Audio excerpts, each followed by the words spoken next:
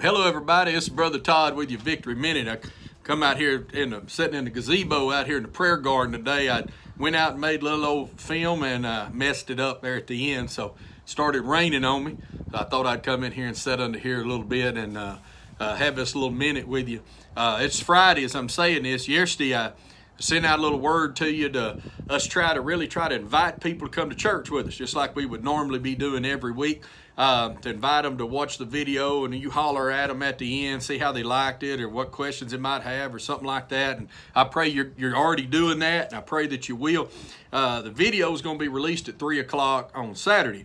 And so it'll be out there early if you normally do church on Saturday night, give you a few hours early to kind of get them ahead and try to get them to watch it the same time you do, just like you come and sit in church with them.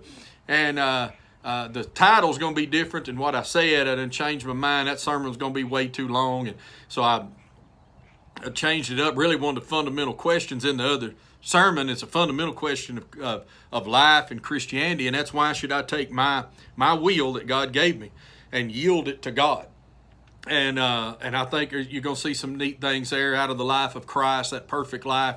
And I think it'll be a help to all the believers, and I think it'll really be a help to people that have really considered whether or not they ought to try to seek the Lord in their life, and is there something real and concrete in it. So I'm hoping that'll be a blessing to you. Again, it comes out on Saturday, but I spent most of the day today. I've been thinking about being a servant. Talking about being in God's will, and the natural thing for us in our flesh is to try to get somebody to serve us. But in Christianity, it changes. Christ was the King of glory and is the King of glory, and yet he came, he served the will of God, he served the need of mankind. And there's a reality in Christianity that you can only really feel fulfilled when you are pouring yourself into another eternal being. And like I've said so many times, the only thing going to heaven from this earth, guys, is the souls of men and women, boys and girls. We gotta pour into people, and there's a reality that comes when we serve. The Lord, the Word tells us it's more blessed to give than to receive, and so when we're pouring out, it works a blessing in our life. And when this COVID-19 thing started, one of the things we really talked about, three big things, was we got to be connecting, got to be giving, got to be praying. And when you think about giving of yourself and giving out of yourself, y'all have heard me say it many times, even if we've never met, we only know each other through these minutes. You've already heard me say time, talent, treasure. Give you time, talent, treasure in your life, and it'll matter. These are times where people are on some hard times, and if you got a little extra money, give it to somebody. Help them out. Help that neighbor down the street. We got lots of folks can't work. A lot of people, you take for granted they're always there, but they make their living on people walking in and out of their business door or doing having that connection, and they don't have it right now. And so times can get hard, and the rent's still due, and the electric company. I'm sitting here looking at some light poles going by us. They want to get paid for what they've done, and so if you've got extra, give it. The truth is you guys here at Victory in particular, y'all given so much. I got people every day. Somebody calls me, comes by, brings me money, says, "Hey, Brother Todd, I want you, if you can, get this to somebody that needs it." And I mean, we had a little widow woman here in our church today come up, said, "I'm not spending much money on gas, can't drive around. I got this extra. I want you to give it to somebody that needs it." And God knows she needs it as bad as anybody. But that's that reality. That's that being a servant. And that works a blessing into our life. You guys have done so good here at Victory. We ain't had to lay off nobody, furlough nothing. All our teachers have been getting paid. Sure enough, hadn't been able to have the school. And our staff members, everybody's doing good. Man, y'all just knocked it out. You're such a giving and wonderful people, and you always amaze me. I tell you what, I love being a member of this church. Y'all some good people to be around. But more, and y'all know me. I always figured if God's got people's hearts, he'll get needs met. But some of the biggest things you can do outside of money, and I tell people it's always good to give money, but it's better to give yourself. Time's more valuable than money. You can pour money into kids, and you can spend money on them, and all you can do is spoil them sometime. But boy, if you give them that time, you serve them and help them and let them know you love them. This is a good time for us to be giving our time to folks in our talents. things you can do for people, you know, out in the community. Get out there, mow some yards. Some of you fellas grab them weed eaters, get out there, mow them widows' yards. Little old single mama's over here trying to make ends meet, and got them kids she's trying to raise. You know where she's at. She's down the road. She's up the street, wherever. And man, just get out there and get on that mower and get to work. And you know what needs doing. You know, I've been telling some of these guys around, you know, different folks I know around here, man, y'all need to get off the couch, get out there and do something. We only really feel good when we're doing something. We think we want to lay on the couch, but all it makes us fat, lazy, and tired. And so get out there and do something and help somebody. And you know, make sure that starts at home. Make sure that you know, you're being a blessing to people around you. You know, I growing up, I knew my mama loved me. She'd come in every morning and say, "You boys get up, breakfast ready." And man, I don't know how many times my feet have hit the floor, and the first smell I hit would be biscuits and gravy and bacon cooking in that, already cooked in that kitchen. And we'd walk in there and fix our plates. And you know, she didn't have to go on, man. She'd already got on. She'd been up in the morning serving us, meeting our needs. Our old man, he was out. He was at work 2 hours before we ever even got up. Already got into Dallas. He already had a good sweat on by the time we was getting up. I mean, you know, you pouring into people, doing for them.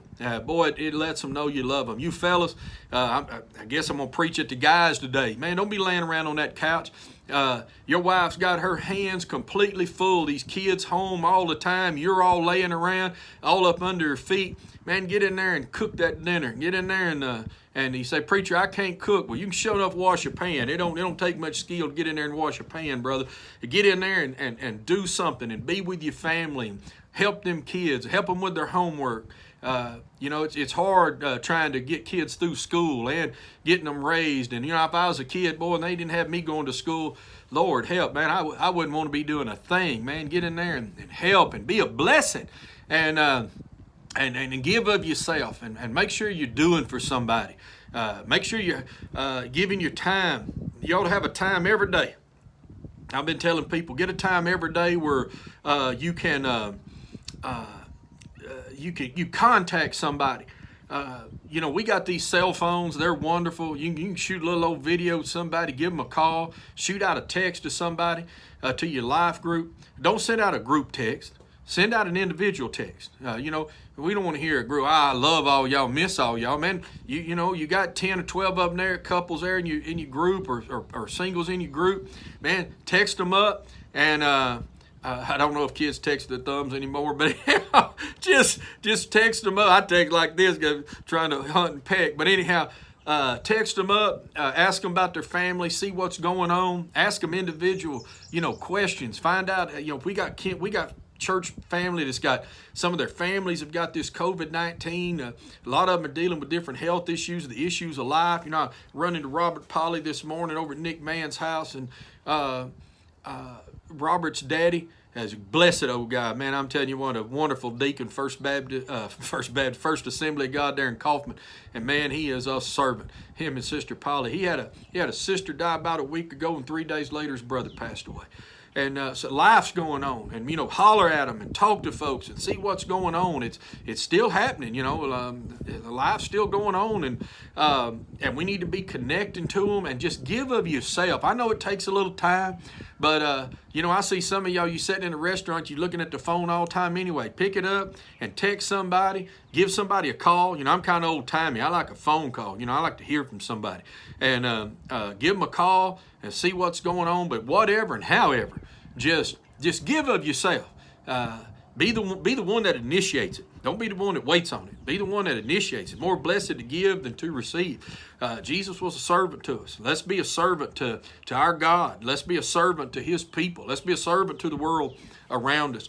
And boy, y'all been doing such a good job at it. And just stay at it. I know these are crazy times. They say the governor's going to talk here in a little bit. And maybe we'll know some more about when things might return to some kind of normalcy, so to speak. But I'm not going to be a prophet. I think it's probably going to still be a little bit right here as close to Dallas as we are before we can get together. But like I say, we'll see what they say. Anyhow, I love you. I miss you. I hope for real now to see you, so to speak, at church on on this weekend, or this weekend, Saturday or Sunday, whenever you normally watch church, get some folks to watch it with you. And then when you get done, give them about 30 minutes, because they might not start at the same time you did. Give them a holler. Ask them, hey, what's going on? Just like I said yesterday, if y'all walked out of this building and you brought somebody to church with you, you'd be asking them when you got done, hey, what'd you think? And so talk to them, invite them, talk to them, send these victory minutes out. They keep telling me that they got some little deal called a boost deal. They send them out. We got folks watching them all over. Just get that word out. Get that good word out, man. There's so much bad in the world, so much bad word in the world. Get that good word out. The gospel means good news. Let's get it out. It's worth telling. And I hope that you have a great weekend. Tomorrow there won't be a victory minute. The only thing that's going to be released is 3 o'clock. The sermon will be out, okay? The sermon's title is not Into the Wilderness, like I said. It's now just the word why. Why? Question mark. Love you. Can't wait to see you again. Bye-bye.